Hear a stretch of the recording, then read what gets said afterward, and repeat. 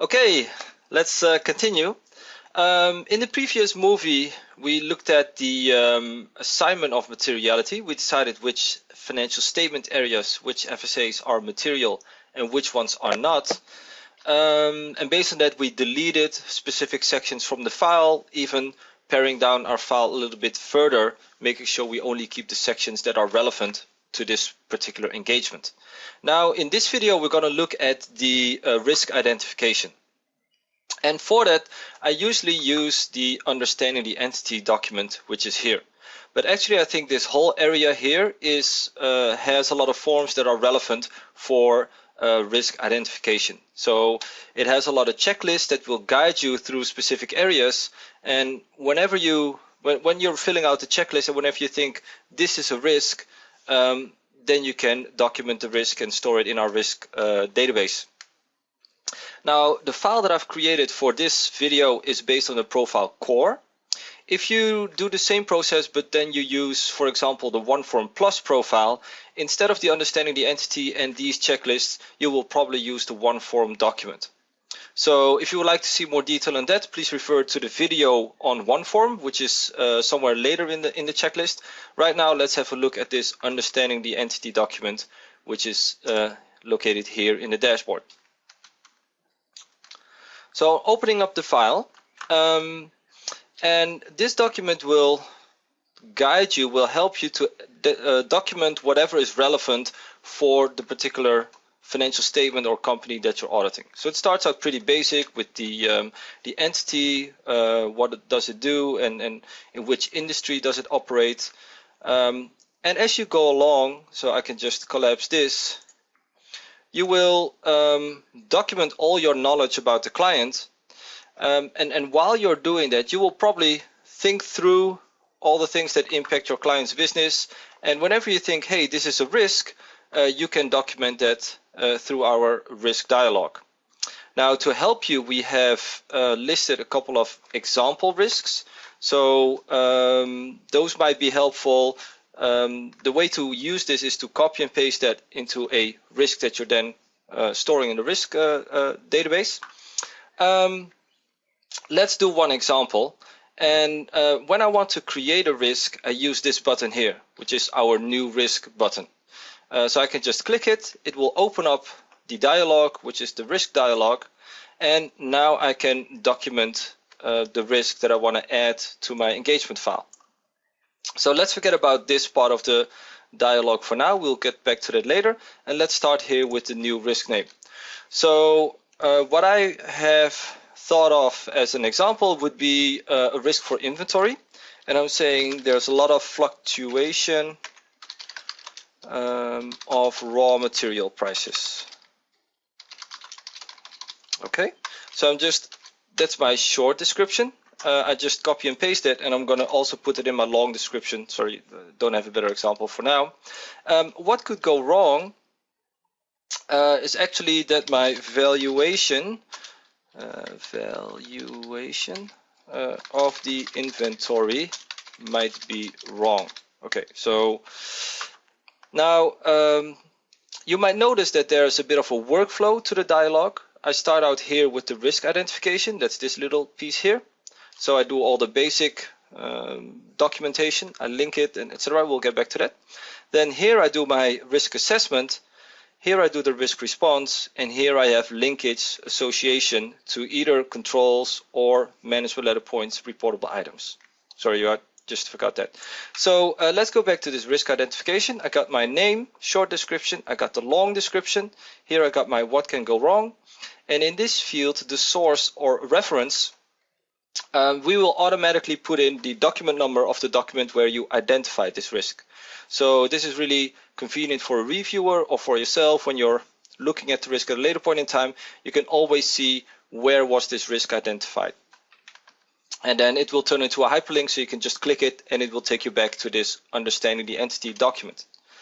Now, the next one is really important. Here is where I link this particular risk to a financial statement area of my engagement file. So I can just click on the box, it will open up this dialog and it will show me all my financial statement areas. So these are grouped by material and non-material. That's also because we think, well, 9 times out of 10 you will link it to a material financial statement area. If you want to link it to a non-material financial statement area, that's of course doable as well, but you just have to scroll a little bit further. So I'm just going to pick my inventory here, and I'm going to link it to the V, the assertion for valuation. And you might notice here that we use the 4 aggregated or condensed assertions. I would refer to the IFAC manual because people usually make the mistake that this is only completeness and this is only existence, but actually it's explained quite well in the IFAC manual. The E, for example, is not only existence, it's existence and occurrence. So even though it's only 4 assertions, I think you should interpret it a bit broader than just those 4 to make sure you do proper documentation. One other thing here as well is the pervasive categories.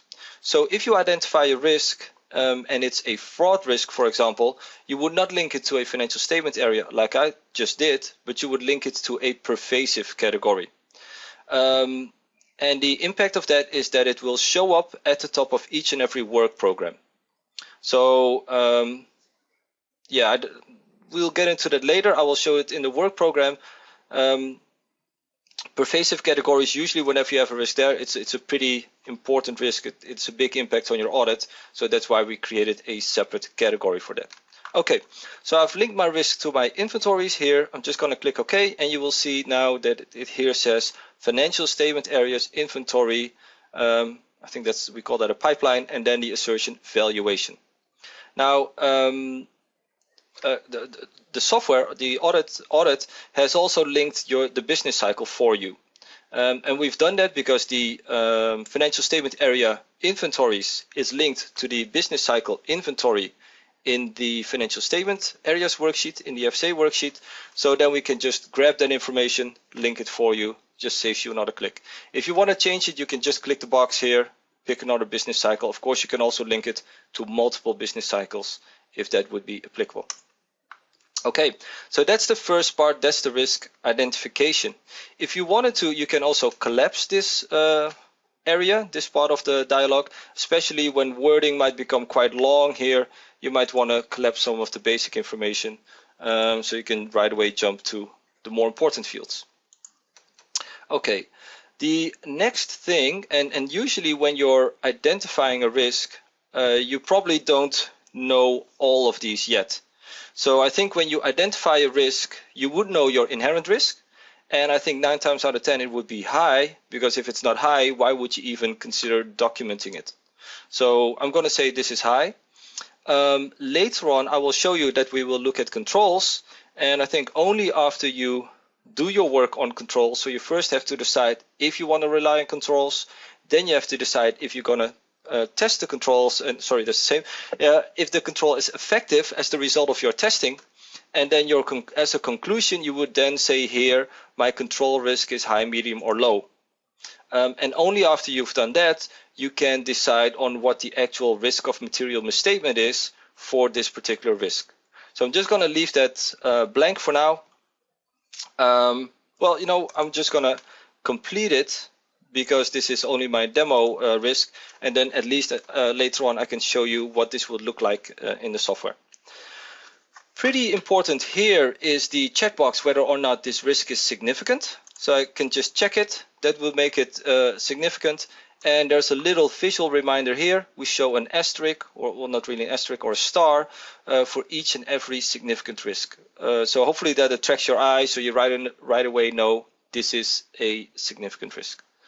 The roll forward box here, I would always check that. I think it's checked by default as well. This will make sure that when I roll forward this file to the next year, this risk is still in my engagement file. So what I'm doing now actually is building up a file completely from scratch, completely empty. So I have to do a lot of identification of many risks. I think in a normal situation, you have already done the first year audit for your client. So it's more a matter of documenting the risks that you already have identified. And then every year you do a year-end close, you do a roll forward, those risks will move with you to the next year. So the next year you just have to review it, make sure that you still have the risks that are valid. You don't have to go through this whole process from scratch again. So I think that's quite important to realize. Because this is a demo, it's better. I think it's better to show everything, how you build it up from scratch. Okay, and because it's a demo, let's right away jump into the risk response and then show you what you can do in this area. Here we have the management response. This field, and the same with the audit response, is more like a small narrative. So you can make a short note, something like when you're identifying the risk, you can right away write it down. So what I thought of here, for example, I would expect that a company that has this risk management is monitoring the price levels on a monthly basis or something, or weekly. So I'm aware this could be a control as well, but this is just a short narrative. We just document it here, and then when you get into the controls, you would break this up into more detailed controls and actually start testing the controls. Now, also as a result of your test of controls, you can then conclude whether or not the risk is mitigated, the risk is treated and mitigated. So I'm going to say this is yes. Again, this is for demo purposes, just to show you a completed dialog. Usually you would only do this after you've done your audit work on the controls. Now, the audit response is similar. It's also a narrative field. And I would use this more as a comment for to document how we're going to respond in the audit later on. So it's kind of similar to the controls. It's not the detailed procedures, but when you're identifying a risk, you might want to write something down right away. So I'm just going to say, well, we should compare the market prices to the inventory valuation at year end, just to make sure that that happens. Again, only a short narrative. Now, where it gets really critical is here, and this is more detailed.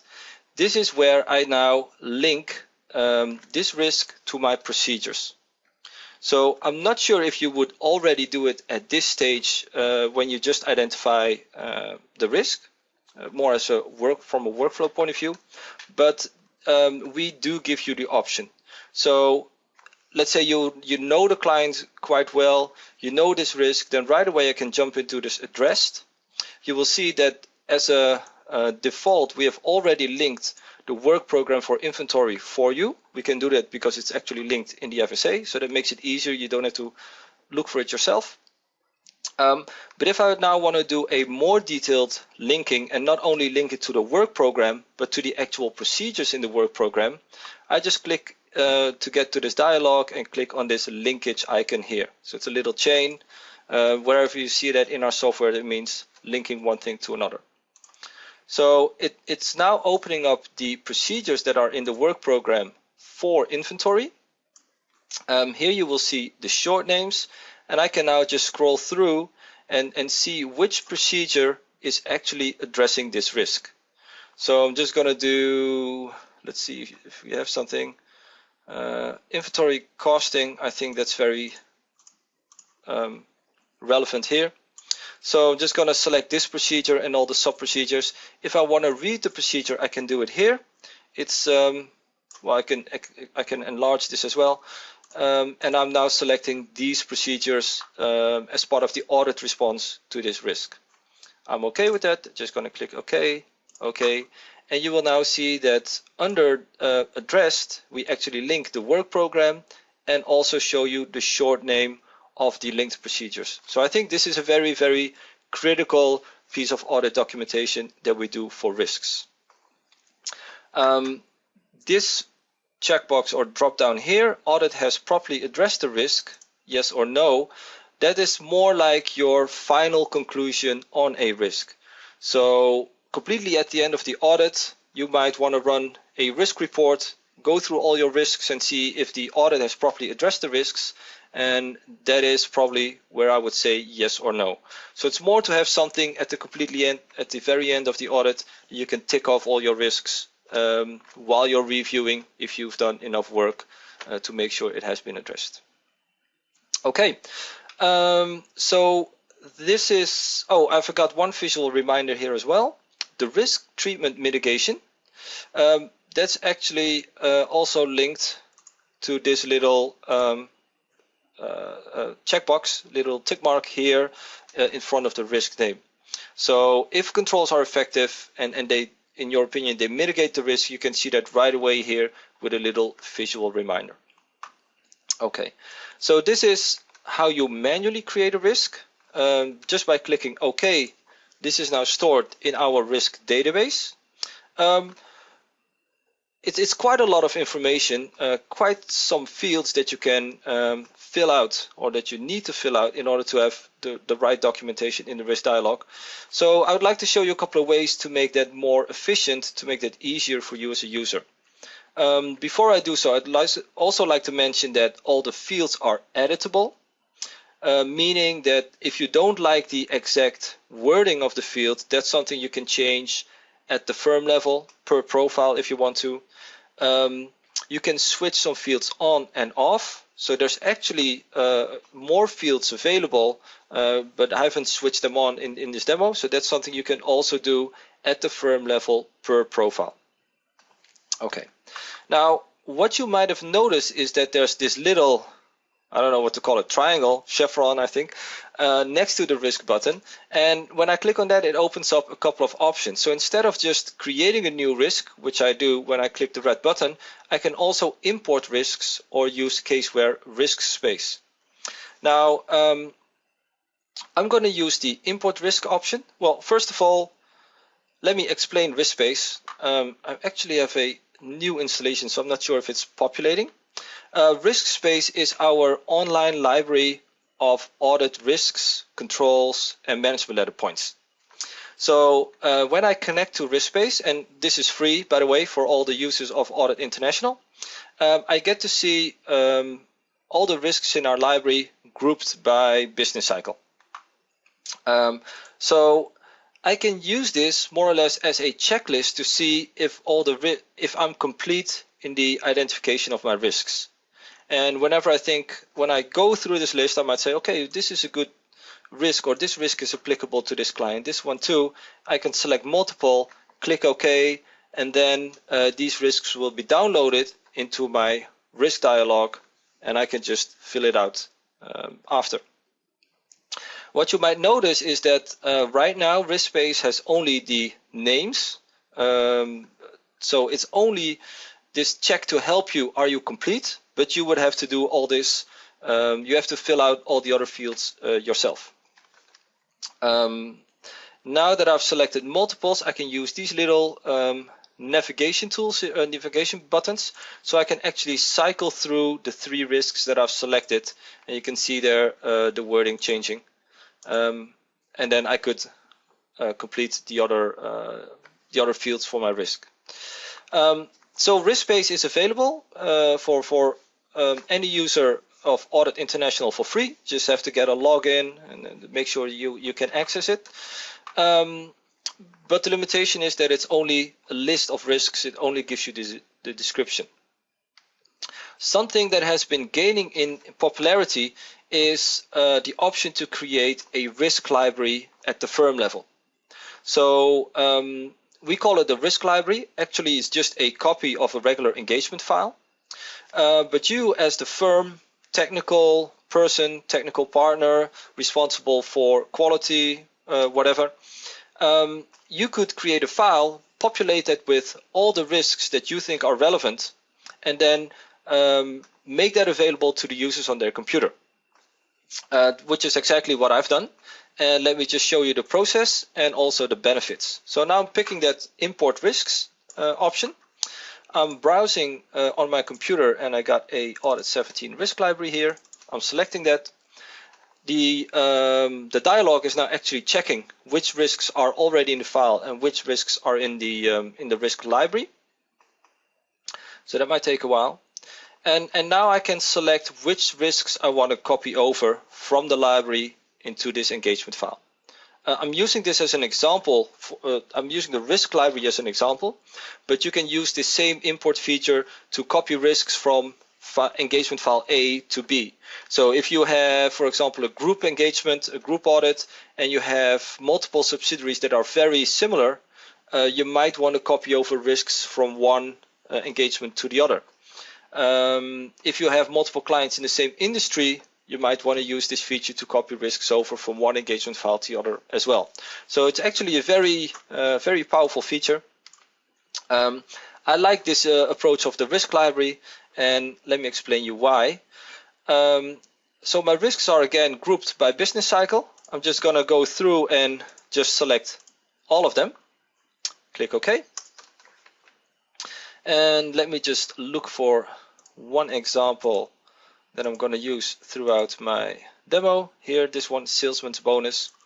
So compared to risk race, what I now get is that all the fields that were populated in the risk library are already populated when I import the risk, are copied over from the risk library. So now you actually kill two birds with one stone. You make sure that your users are complete in their risk identification, and it's an extremely efficient way. Users don't have to go and document all those fields by typing. So you spend the time once, make sure you build up a good risk library, and I think this would really be a great tool for your users that are out there in the field doing all these risk assessments, making sure they have the right risks and their documentation is complete. So that's my risk identification. You can see it's linked to receivables, my assertions, EAV, business cycle revenue. The inherent risk, only the inherent risk was set in the risk library. I think that's usually, to me, that would be the best practice, because the control risk and the risk of material misstatement is something that you really need to assess, need to document in the actual engagement file. If you wanted to, you could populate that as well in the risk library. Well, this one is marked as a significant risk. You can see here we have the management response completed, but left the mitigation blank. The audit response is left blank. Let me just put here some, okay, I'm going to say example audit response wording. And here, this is very important, I think. You can see that the linkage that we've done in the risk library for procedures is also copied over. And I think this is another nice little feature that makes using a risk library extremely efficient. So if you predefine that whole risk library and you link all those procedures to the risks, your user just has to identify the risk, and right away he also gets the linked procedures.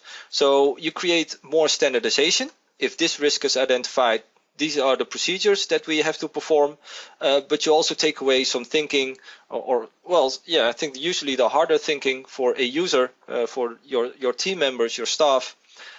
If this is a risk, how do we respond to it? So it's completely up to you. You have all the tools with Audit International to build your risk library at the firm level. So yeah, I would strongly suggest to just take advantage of that and equip your teams with a great tool like that. Okay, so I've now copied in 7 or 8 risks. I'm just going to click OK to save those all down to the database. Okay, let me just check my notes here. Yep, that's all good. So let's assume that I've completed my understanding the entity form. I'm okay with that. I'm just going to save it now, close it, and go back to my dashboard.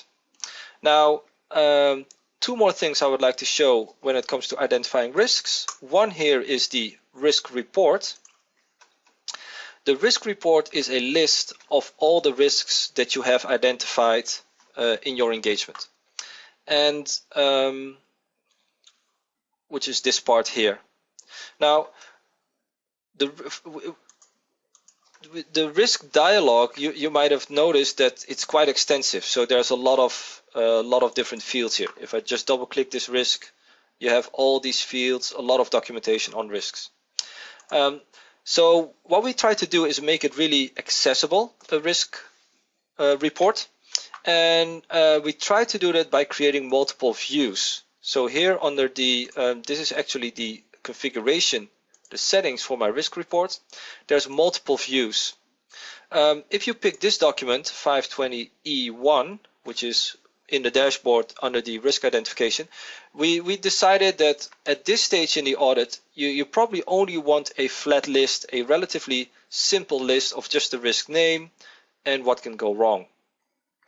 If you would like more information, you can just right click. For example, I can show the date identified, which is all today, because I've actually identified those today. I could also show, for example, my management response, and you see that all that information is available, is just not shown. I can use the ruler here to change the width of my columns, so I can completely tailor the risk report and the information that I want to see. The only thing that you need to do is make sure that if you made modifications and you want to keep those, because next time you open the file, it will default back to the actual view definition here. So I can just say, okay, document, save to view, and then say this is my risk identification view. So I would really advise to take advantage of that, because it's quite powerful. But a lot of people usually, well, don't find it, and then the options here look a little bit more technical. So yeah, I don't think many of our users take full advantage of this risk report. Now, saying that, if I just go and say I go to my default view, these are all the columns that I can show in a risk report. So you can see it becomes quite extensive, it becomes a bit unwieldy. And this is only the risks. This is not even showing you how it's linked to the FSAs in a lot of detail. So one thing that we try to do to make it easier to navigate is a new feature for Audit 17 that's called Constellation. And even though we're only at the risk identification stage, let's have a quick look what this would look like in Constellation.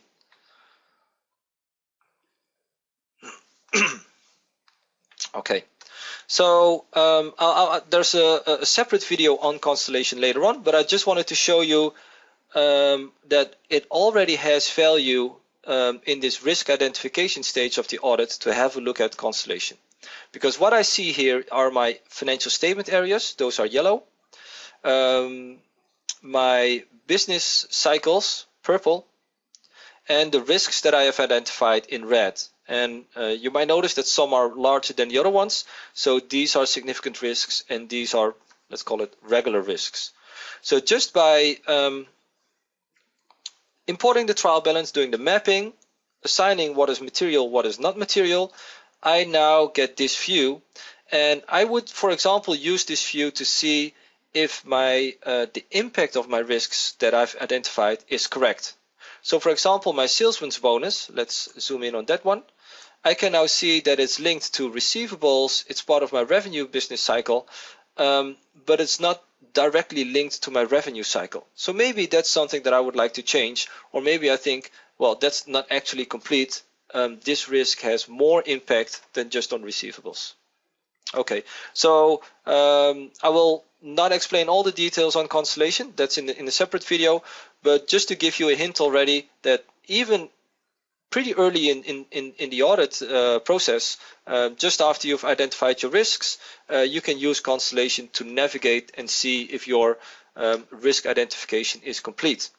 The other thing, well, you've seen how large the risk report can get. We think this is a easier view. This is a, well, don't want to say better view, but this shows you the relations between the different objects, the FSAs and the risks in a clearer view than just looking at the traditional way, which is more like a grid in the risk report.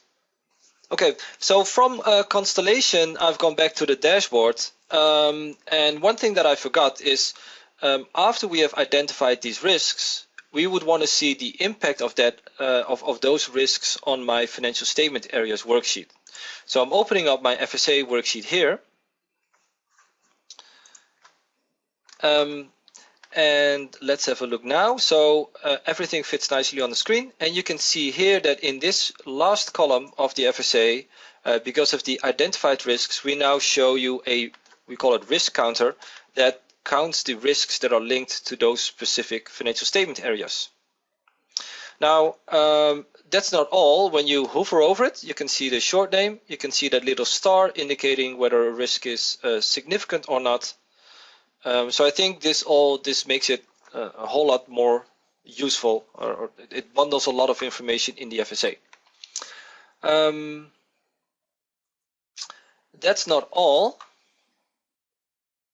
If I now have a look at, for example, my property, plant, and equipment, I'm just going to expand that. And I'm also going to do my receivables, my current receivables. You will notice that when I expand it, I get these detailed lines per assertion.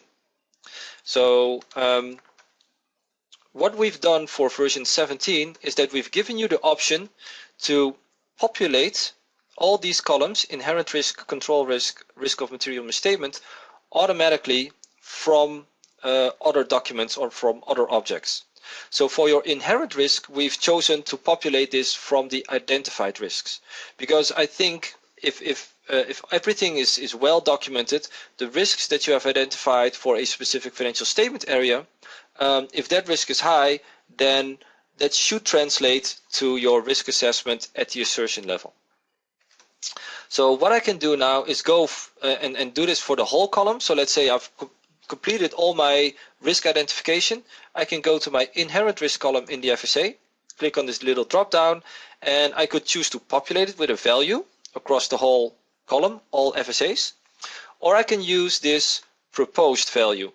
And by clicking that, Audit will read all the individual risks, and wherever we have set for an individual risk that, for example, the inherent risk is high, it will translate that value to your risk assessment at the assertion level. So I think this gives you a lot of, well, first of all, it makes it more efficient, easier to use, but it also makes sure that there's more consistency between the risks that you have identified and your risk assessment at the assertion level. So you can see here, even when I hover over, it says the proposed risk level is high, and that is because there were two risks identified that were also linked to this same existence assertion, and that's my salesman's bonus and downturn in the economy. So I think that's a really nice improvement for Audit 17. One other thing that I would like to show you here. So for PP&E, we've only identified one risk.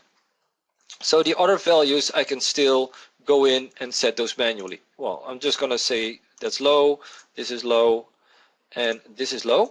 I can use, by the way, this drop down as well. It has the same options as the one that goes across the whole FSA worksheet. This is only for my PP&E. So if you just want to update something only within the financial statement area PP&E, I would suggest to use this little drop down. And now this one high, this actually comes from the risk. If I decide as an accountant that it should be low, I'm overriding the calculated value again. And you can see that we now show this red border around the cell, indicating that this has been overridden by a user. So it's very similar to what you do. You might remember that from the materiality assessment checkbox, we show a little red dot. This is to indicate here that the user has actually overridden this value. So as a reviewer, I would again always look out for these manual overrides. Make sure that you agree with it, because this might be a potential inconsistency between the identified risks here and the risk assessment at the assertion level.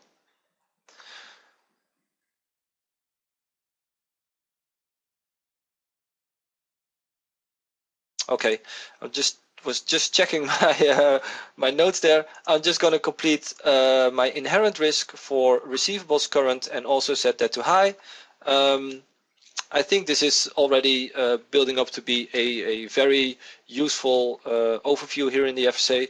Let's continue with the next video and have a look at controls and see how then we get this control risk to populate automatically from the control work that we do.